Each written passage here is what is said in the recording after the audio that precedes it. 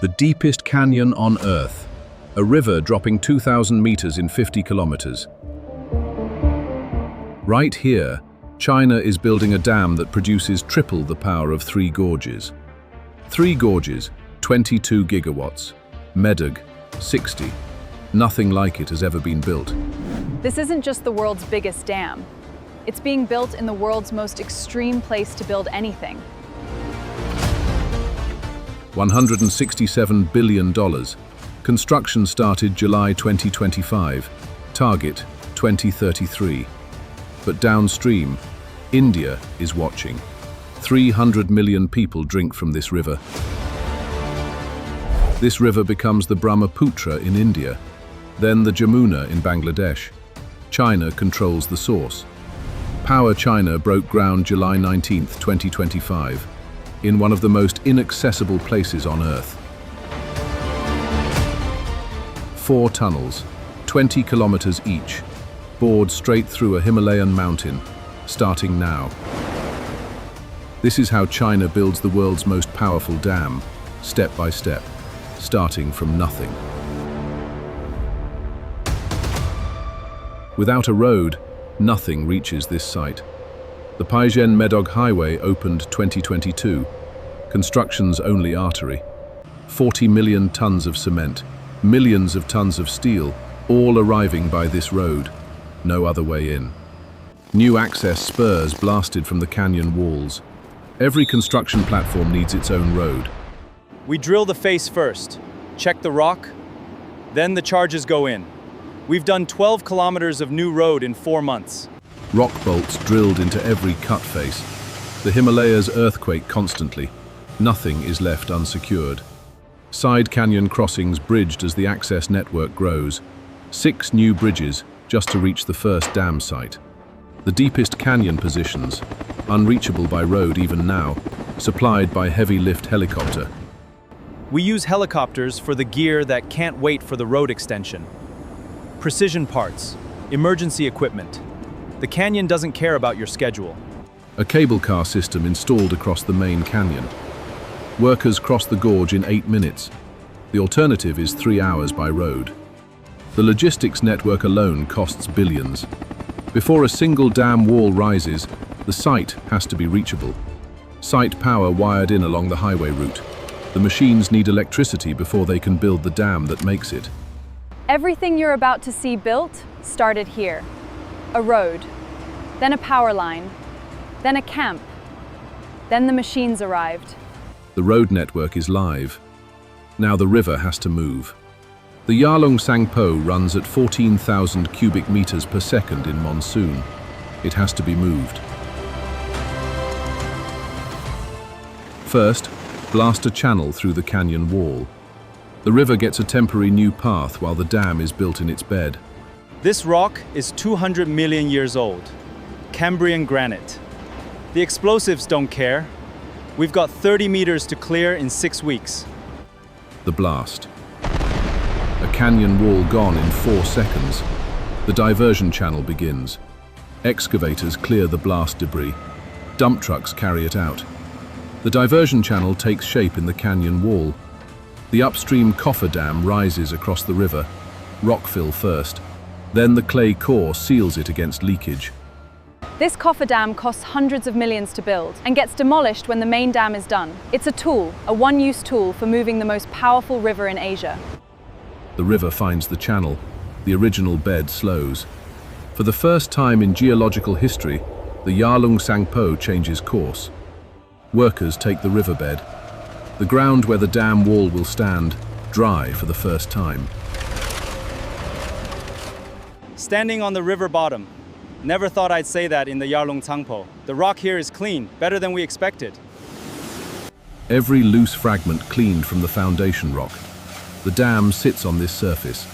Nothing weak stays. Foundation cores drilled and logged. Every meter of rock described before the concrete starts. Grout curtain injected under the foundation. Fractures in Himalayan granite sealed with cement. No water path under the dam. 5 cascade sites, all working simultaneously. The canyon transformed into the world's largest construction site. 4 tunnels, 20 kilometers each, bored straight through this mountain. Namcha Barwa, 7,700 meters of granite above. The TBM assembly begins, 14 meters in diameter, the largest tunnel boring machine ever deployed in Asia.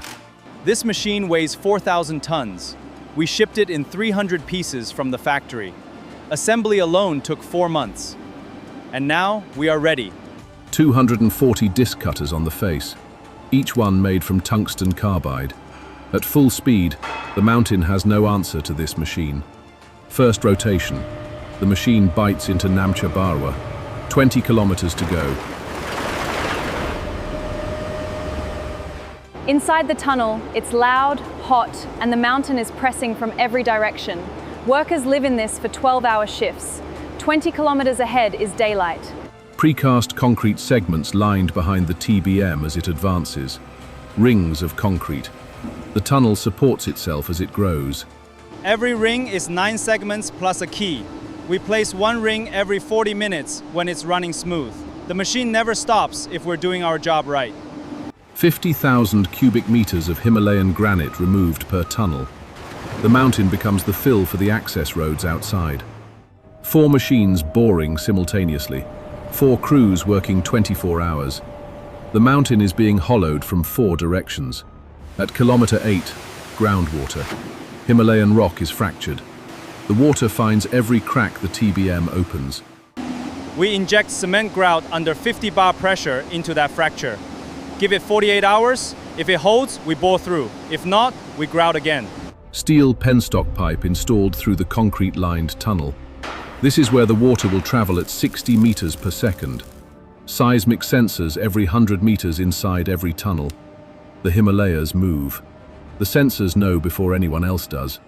20 kilometers, 4 years of boring. And the machine breaks through. The tunnel is done. 3 more to go. The tunnel exit portal formed in concrete. Water will enter at the intake.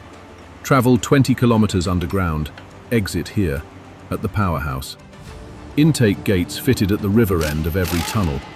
These steel gates control the water entering the penstock. People ask how long it takes to bore 20 kilometers through the Himalaya. The answer is exactly as long, 51 months. The mountain has been routed. The river is ready. Now, the 5 Cascade dams rise. Cascade 1, the highest point. The river drops most steeply here. The first dam catches the full energy of the Great Bend. A dedicated concrete batching plant for each cascade, mixed at the rim, delivered to the base. Continuous pour, no stopping. Roller compacted concrete, no forms for the main dam body. We place the mix in layers with dump trucks and compact each one with vibratory rollers, faster than conventional pours. Roller compacted concrete placed in 300mm layers, compacted immediately. The next layer poured before the previous one fully sets. Cooling pipes run through the dam body continuously. Himalayan temperatures are extreme. Layer by layer the wall rises. Each band is 1 day's work. You can read the construction history in the dam face. Standing at the canyon walls are vertical on both sides, the dam wall rising in front, and the bedrock under my boots is the foundation China will never see again. 5 kilometers downstream, Cascade 2 rising simultaneously. 5 operations, 1 timeline. Everything must finish together.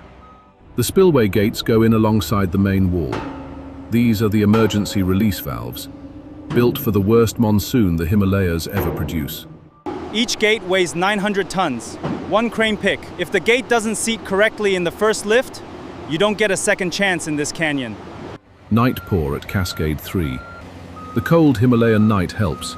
Lower ambient temperature means less cooling load on the concrete. Every RCC layer core sampled for density and strength. A rejection means the layer is demolished and recast. Cascade 1 wall complete. The reservoir fills behind it. The water that once raced through this canyon now slows, held. Cascade 4 and 5 walls topped out. The 5-dam cascade is structurally complete. The river's 2,000-meter drop captured. 5 dams, 50 kilometers. The Yarlung Tsangpo has 5 new masters. The cofferdams demolished when each main wall is sealed. Billions of dollars of temporary structure bulldozed into the reservoir. Penstocks fitted through every dam wall. Water enters the intake, falls through the penstock, hits the turbines at the bottom. The powerhouses built at the base of each cascade. The water falls. The turbines sit at the bottom. One powerhouse per cascade. 12 turbine units each. 60 turbines total across all 5 stations. Turbine pits poured inside the powerhouse, each pit 12 meters diameter, for a single turbine rated at 1,000 megawatts. The spiral casing guides the water onto the turbine runner. Water spirals inward, the runner spins, the generator above turns. This casing alone weighs 300 tons. We cast it in Shanghai. We ship it by rail to Lhasa, then road freight the last 500 kilometers into the canyon. 18 weeks total journey. Wicket gates fitted inside the spiral casing. These gates throttle the water flow to control turbine output. Runner alignment checked to hundredths of a millimeter. A misaligned runner destroys itself in hours at operating speed. The draft tube below the runner. Water exits here, slowed down, energy spent, returning to the river downstream. 5 powerhouses, all under construction. The canyon is running on 3 shifts, around the clock. 3 shifts, 800 workers per site. We rotate every 8 hours. When the mountain decides to move, we pause. When it settles, we go again. Tail race tunnels carry the spent water back to the river. The energy is gone. The water continues to India. The water that came from the Tibetan glaciers fell 2,000 meters through these turbines, generated electricity for then exits here. Switchgear rooms fitted alongside every generator. These are the buildings where 12,000 megawatts per station gets switched. Step-up transformers outside the powerhouse. Generator voltage stepped up to 800 kilovolts for long-distance transmission. Cascade 3 complete. Water enters the intake at the top, falls 60 meters through the penstock, turns the turbines, returns to the river at the bottom. 5 cascades, complete. The river that once ran free through the world's deepest canyon now powers a country. The turbines for Medog machined in Harbin, the largest Francis turbines ever made. Each runner alone weighs 280 tons. Each runner shipped by heavy rail from Harbin to Lhasa, then road freight into the canyon, 3 months per unit. The runner goes in by overhead crane. 60 turbines total, each one a precision lift into a pit that took months to build. The generator stator goes in above the turbine. The rotor will spin inside it. Magnetic field, current induced, electricity. Stator winding connections made by specialist crews. The resistance of every connection measured before the generator housing closes around it. 12 generators in one hall, each one 1,000 megawatts. 12,000 under this one roof. Three Gorges Dam produces 22. This is one station of 5. Unit by unit, the stations come online. Cascade 1 first, then 2, then 3, then 4, then 5. A centralized control room monitors all 5 stations simultaneously. One operator can manage 60 turbines from one desk. Gas-insulated switchgear installed at every station. 800 kilovolt switchyards are too dangerous to build outdoors in a Himalayan canyon. 800 kilovolt transmission towers going up from the canyon rim.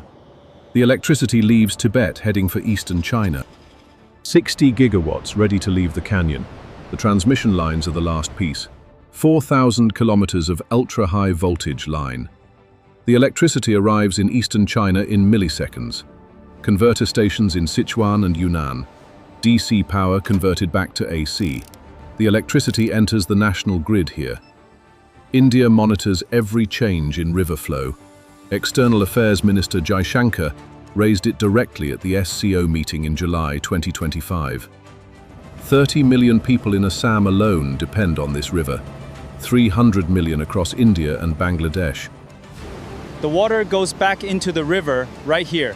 Same volume that went in at the intake. We're not consuming it, we're borrowing the drop. The river continues downstream. The border is invisible from the air. The river doesn't know it. China controls the dam. India controls the monitoring. Neither controls the river. 25 kilometers from where I'm standing, India begins. The same canyon, a different country, with no say over what was just built upstream of it. The most powerful hydropower complex ever built, on a river shared by 3 countries, with treaties covering none of it. Bangladesh is at the end of the same system. The river becomes the Jamuna here. Whatever happens upstream arrives here last. The river continues. It always has. The question now is who decides when it does and how much. 5 dams, 4 tunnels, 60 turbines, $167 billion. Started July 2025. Road, river, tunnels, walls, turbines, power. 8 years of construction in this canyon. 1 turbine, 1,000 megawatts. 60 of these running simultaneously. By 2033, Three Gorges, 22.5 gigawatts. Medog, 60. Nothing in human history generates more electricity from a single river. The downstream flow continues, for now. Every megawatt generated upstream is a river management decision. For 300 million people who weren't in the room, the power lights 300 million Chinese homes. Clean power, no coal, no carbon, from water and gravity and the deepest canyon on Earth. The mountain stands. The tunnels are inside it now. The river still runs around its base, but nothing here is as it was before July 2025. This construction is not finished yet, but we brought the plan to life, so you can see what China is trying to build.